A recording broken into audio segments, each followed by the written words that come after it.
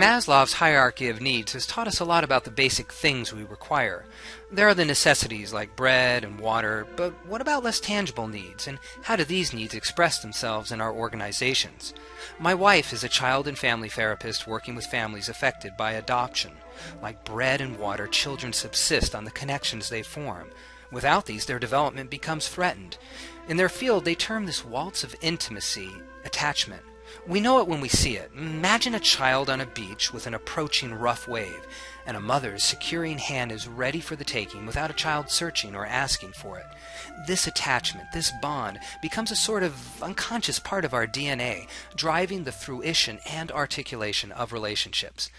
Maybe it boils down to this: are we available and responsive to one another? So, do you know what resources your organization needs to survive and thrive, and what really sustains people in organizations?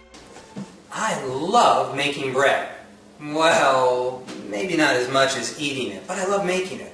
My grandfather was a bread maker from Naples, so I think it's kind of in my DNA. And bread is such an interesting metaphor. It was what sustained life, and it was a daily rhythm to life, and simple ingredients of flour and of water and yeast were transformed into something that was such a part of people's life. Now, we've talked about organizations, we've talked about attachments, and I'd like to bring this metaphor of bread and the essential ingredients that make bread into our discussion. You see, we have story-based communication skills. These are essential ingredients, and we also have the benefit, most of us, of attachments that have allowed us to develop the capacity for relationship. When you put relationship and story together, I think you discover that we have something that can really make work worthwhile. Not just the transactional things that we do and the achievements, but really how we're connecting in the organizations.